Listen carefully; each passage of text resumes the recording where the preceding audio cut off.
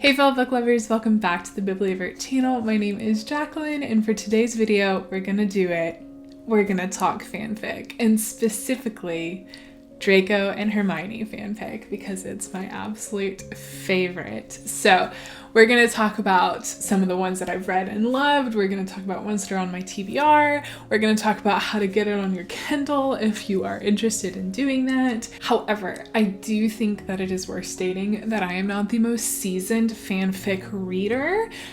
So take that with a grain of salt, if you will. There are going to be people out there who are going to have much better recommendations, who have read a lot more than I have.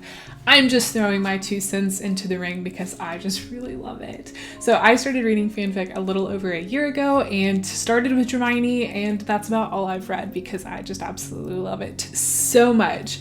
So we're going to talk about it because how can you not? So first things first, if you have wanted to read it, however, if you don't want to read it on your phone or on your computer and you have a Kindle and you would like to be able to read it that way, there is a way to do it. There are a couple of steps that you have to do in order to make this happen. However, once you do, it is so easy. And it is definitely my preferred way of reading fanfic. I did all of this on a laptop or desktop just because I think it was a little bit easier to do that. So you're going to go to your Amazon account, and then in that top right corner, you're going to click on your name and you're going to click account. Once you get to that account page, there is a button for digital services and device support, and you're going to go ahead and click on that. And then the second column at the very top, you're going to click manage devices. Go ahead and click on your Kindle, and then from here, I recommend changing your Kindle email address to something that's a little bit easier for you to remember. So it's going to be whatever you want it to be at kindle.com. Once you get that done, you are going to see that there's like a little tab at the top. So you have content, devices, and then there's preferences.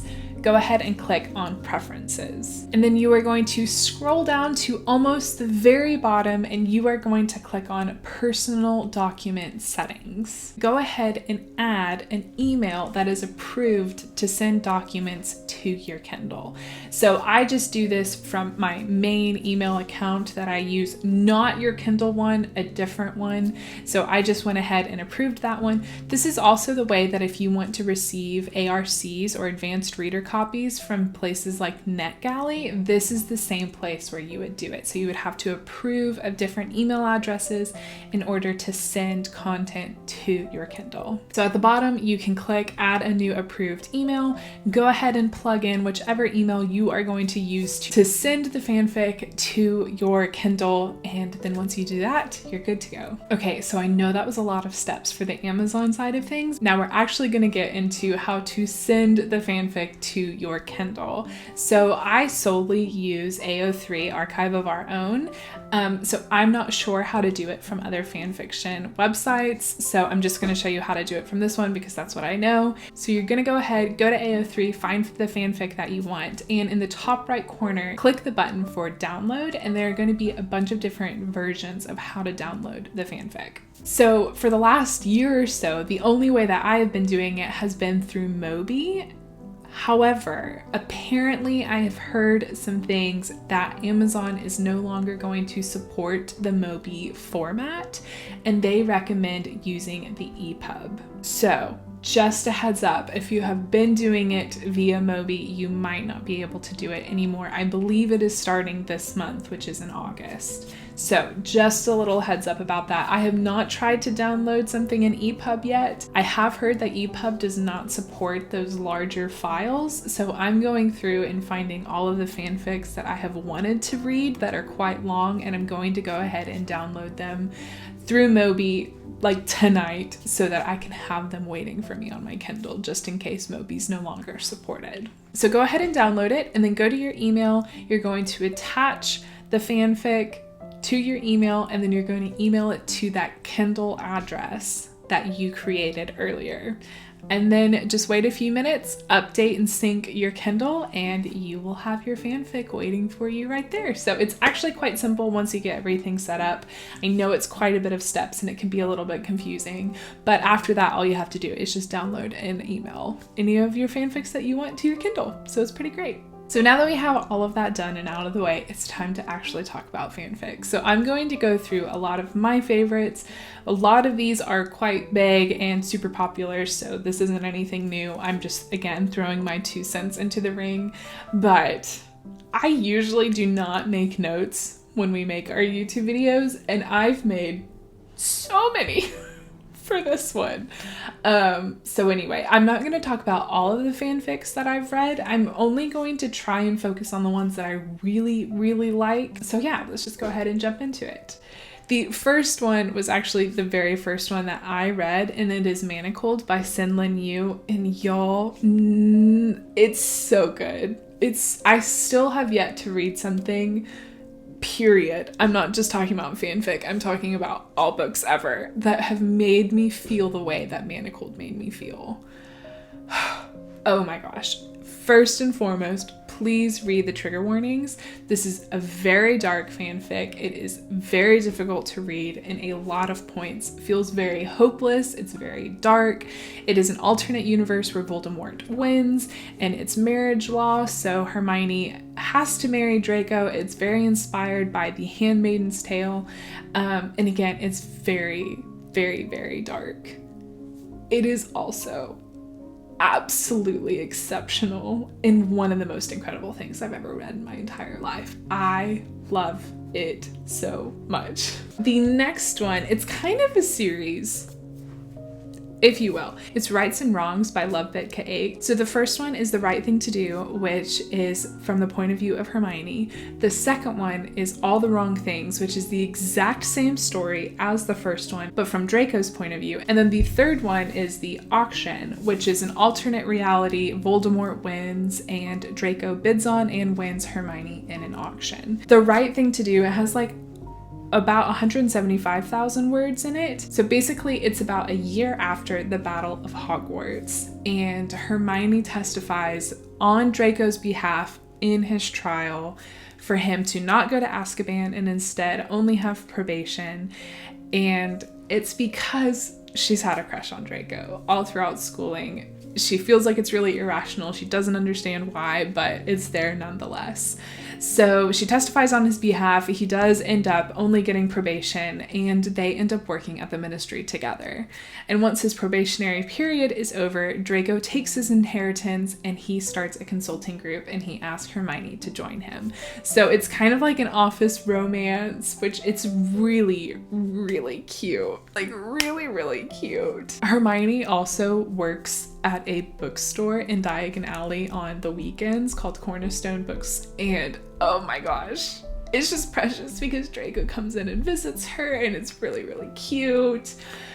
Y'all, this one's precious. I loved the first one from Hermione's point of view. I ate up the second one from Draco's point of view. It was delicious. They're both absolutely exquisite. So throughout that story, Draco mentions that if Voldemort had won, that he was planning on having an auction. High value members of the Order of the Phoenix would be auctioned off, not only as kind of like to degrade and humiliate the members of the Order of the Phoenix, but also as like rewards to his Death Eaters.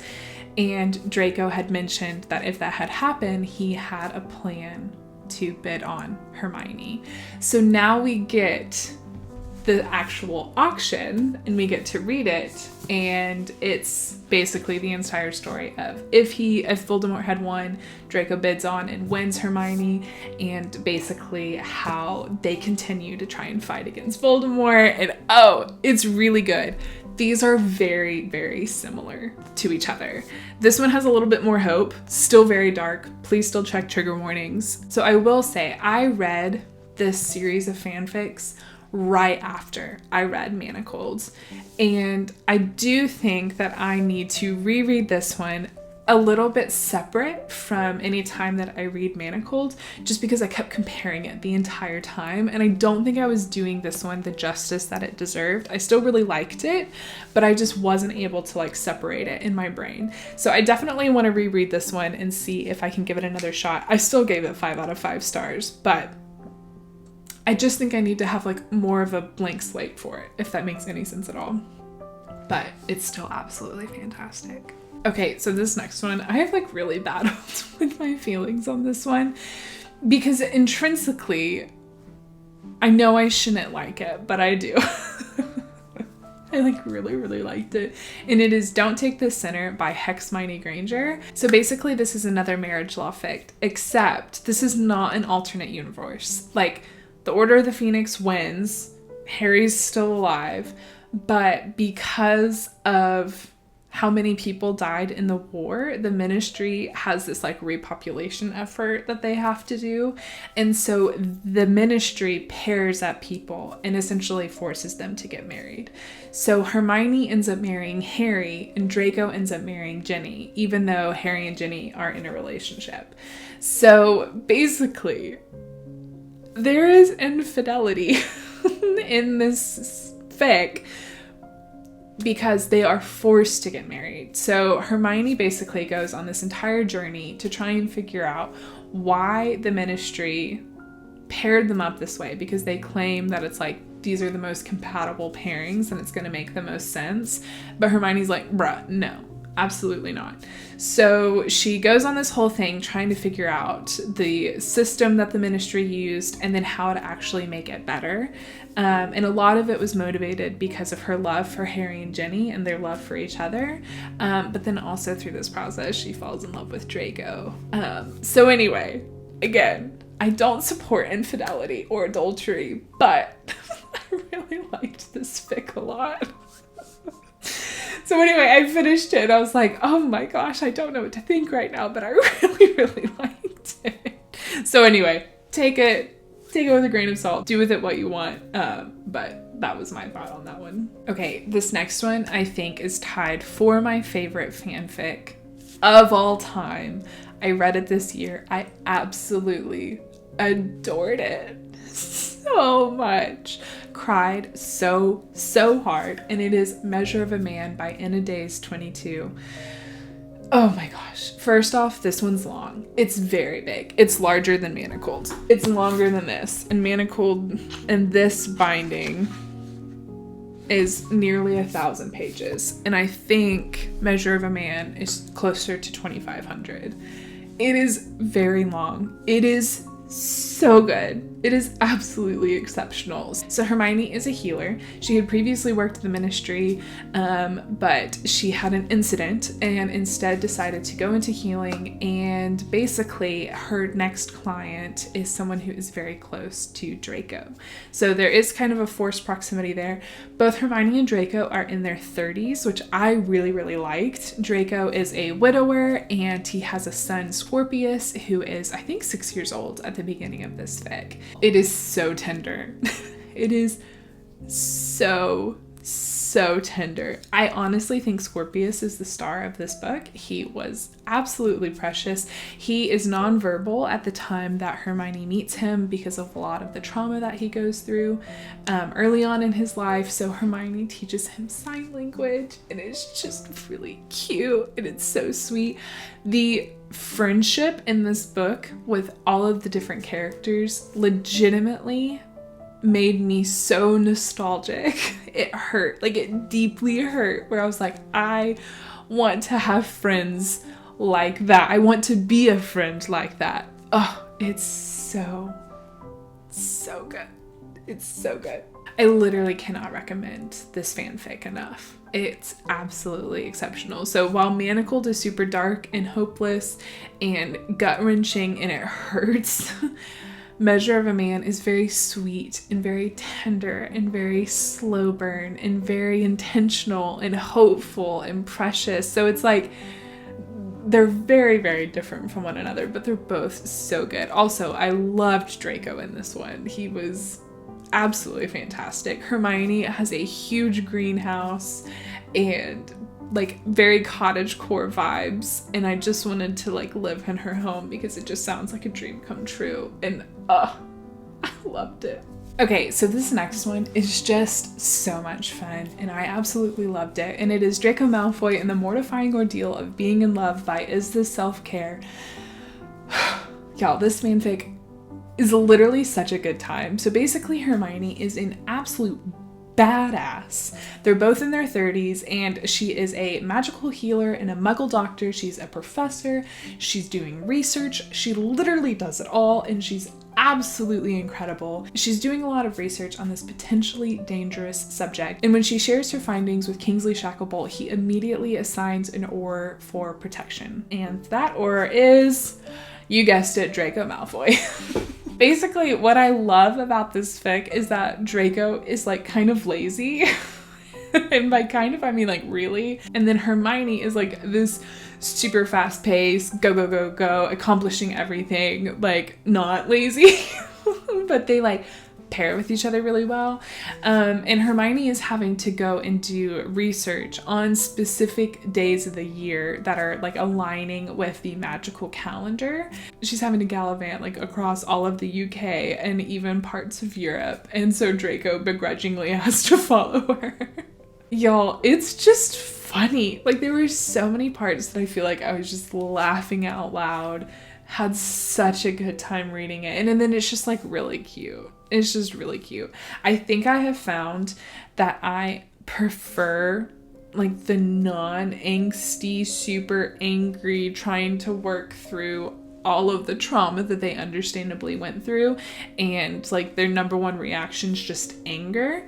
I think I sometimes struggle with that, even though it's very valid and more than likely what they would have been feeling going through the situations that they went through. So kind of the more like, I don't know, tender, sweet, funny, they've already worked through all of that in the past and we're now catching up with them later. I kind of like that side of them, and I just think it's really fun. Then I have a few that I have read, and they're kind of like middle tier. Like I liked them, but I didn't necessarily love them, so I don't feel like I necessarily recommend them a whole lot, but I also still feel like they're not bad, and so like they're definitely still worth being recommended, but for some reason there was just something about it that didn't like grab me. The first one is, I just finished it a couple days ago, and it's the Gloriana set by Phoebe Moon. I started off loving this fic. I had the cheekiest smile on my face. I was laughing so hard. The first half had me in a absolute chokehold, and I loved it so much. So this is an 8th year. Draco and Hermione both go back to school after the Battle of Hogwarts. Hermione is determined to not just be the know-it-all bookworm. She just kind of wants to go there, do her newts, fly under the radar, not have to save anyone's life, and just be able to have her final year there at Hogwarts. Draco is there on probation, so basically he can't do anything bad or he's going to immediately be sent to Azkaban, so he's trying to just keep his head down as well. There's a mystery element to it. There's lots of love triangles. Hermione's trying to figure out who she is. Draco's trying to figure out who he is.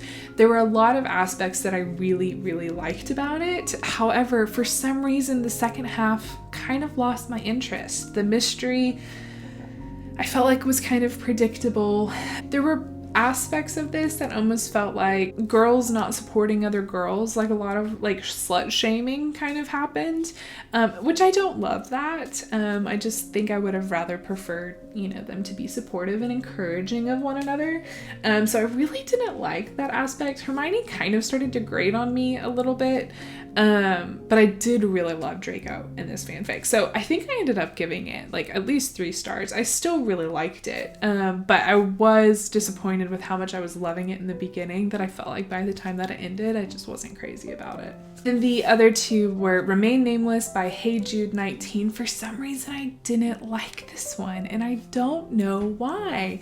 I went back and read my notes because it's been almost a year since I've read it, and like I really didn't like it, but this is one of Laurie Beth's like absolute favorites, so I almost feel like maybe I need to go read it again, clean slate, give it another shot, see how it goes. But my notes on it were that it went on forever. I really didn't like Draco.